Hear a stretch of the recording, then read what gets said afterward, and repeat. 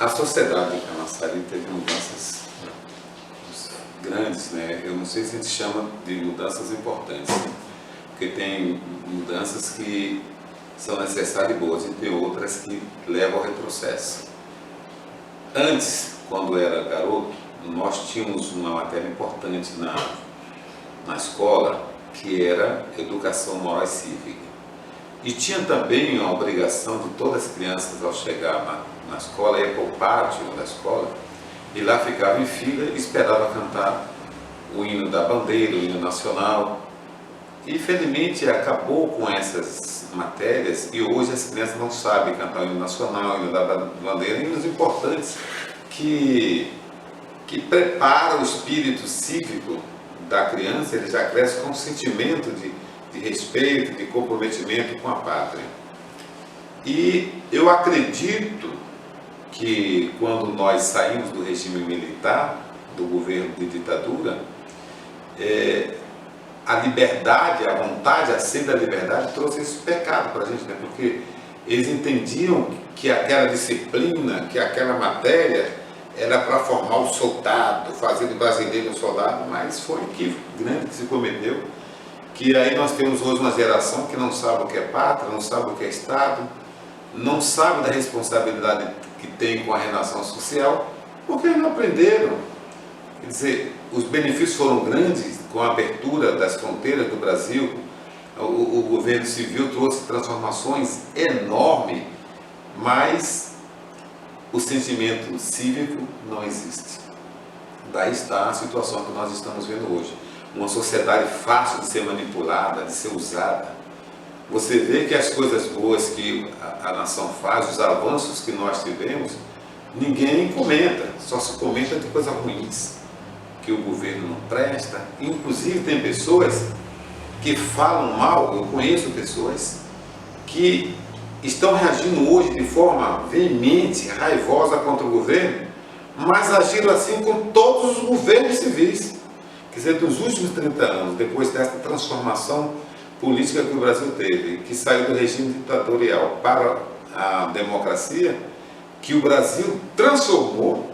Dizer que o Brasil hoje não é outro país. O Brasil é outro país. Nós hoje vivemos num país que tem uma diferença ano-luz em relação ao que era o Brasil de 30 anos atrás.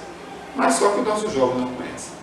Então eu acredito que uma das grandes perdas que a democracia teve foi não ter mantido na escola a disciplina que ensina o jovem as matérias de moral, política e cívica. Conhecer o Brasil, o compromisso com a pátria, saber o que é ser cidadão, saber o que é obrigação cívica.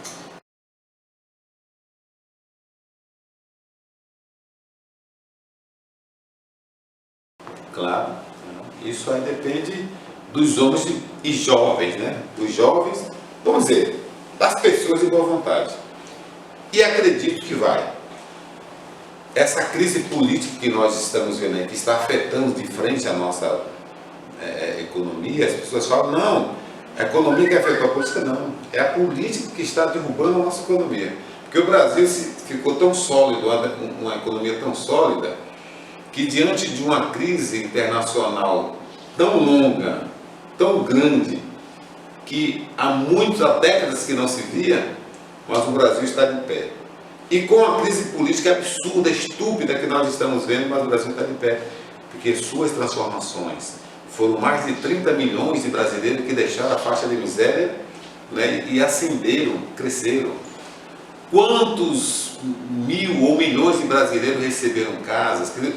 Os projetos sociais que os governos desses 30 anos trouxeram para a nossa sociedade fez a transformação, nosso povo cresceu. Então, isto está fazendo o Brasil superar essa crise.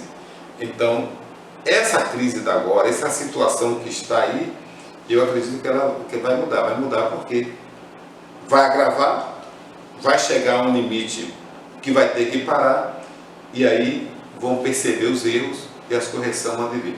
Mas é bom que cada um assuma essa responsabilidade de começar a trabalhar com sua própria casa, na escola, na igreja, e chamar a sociedade para a responsabilidade com a relação social, que são as suas obrigações cívicas. Eu acredito que o Brasil vai melhorar.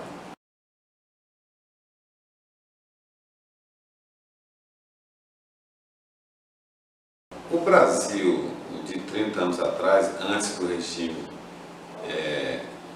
democrático se estabelecer no Brasil, era um Brasil de quem tinha um telefone em casa, aquele telefone fixo, o fixo, era a família média, que pobre não tinha telefone. Hoje a gente vê, até quem mora em invasões, favelas, tem 2 celulares no bolso e 4 linhas. Antes, para ter uma, era só a classe média. Carro, era a minoria que tinha. Em uma rua, 1 ou 2 pessoas tinham carro. A diferença de antes e hoje é água e vinho ou água e óleo. As pessoas não querem enxergar o passado. E esse plano de governo que transformou o Brasil, que fez com que qualquer pessoa pudesse ter o telefone, eu estou falando de telefone celular. Porque a gente só via telefone celular nos filmes. E a gente achava que isso não era verdade, era coisa de filme. Hoje você tem uma realidade do filme, você tem um telefone celular. Não importa o seu nível social, você tem um telefone celular. Você não tem carro? Alguém da sua família tem carro. Você ainda não viajou de avião? Alguém da sua família já viajou. Só nas famílias ricas que aconteciam esses episódios, esses fatos. E hoje é a sociedade no todo. Por quê? Porque a sociedade cresceu. O Brasil melhorou, a população de Camaçari do Brasil cresceu de forma que passou a ser o maior consumidor de automóvel, o 3º maior consumidor de automóvel do mundo. Isso é poder aquisitivo, quer dizer, passou a ter um poder aquisitivo. Então, a diferença do governo militar para o governo civil é enorme. Só que esse projeto de governo que fez essa transformação grande no Brasil já tem 30 anos. Ele já está na hora de ser revisto e elaborar outro projeto para os próximos 30 anos.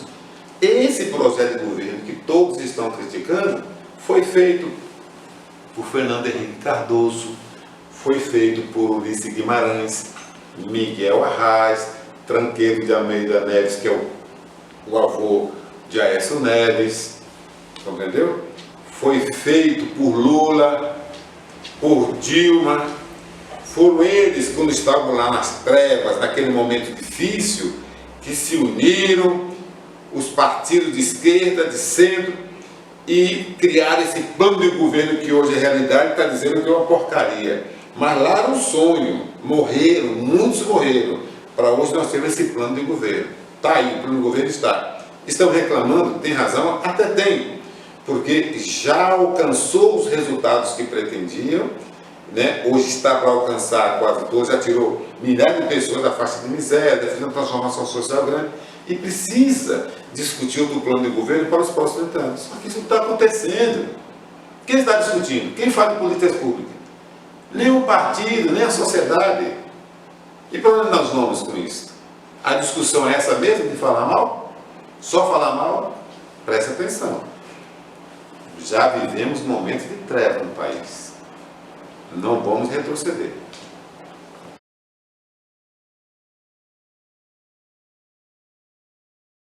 Os jovens de 30 anos abaixo não sabem o que é inflação, não sabem o que é crise, não sabem.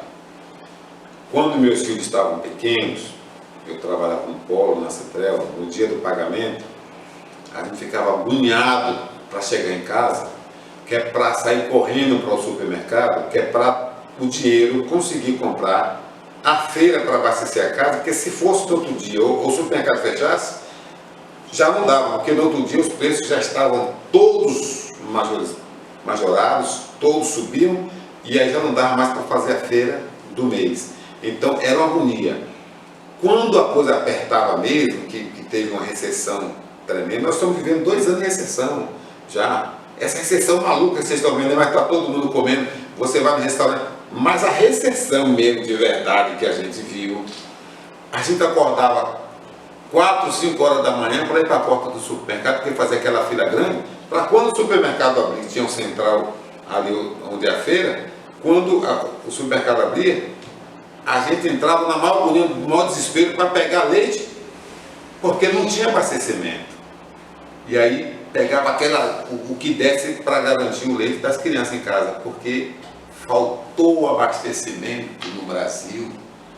E o pessoal está falando que nunca viu o quadro que está hoje. Não é verdade. Vamos avaliar direitinho. Tem muita coisa para fazer, mas é porque precisa de rediscutir o plano de governo que está no Brasil, que foram todos esses que estão hoje brigando, se agafiando apenas porque querem poder, mas foi elaborado por todos.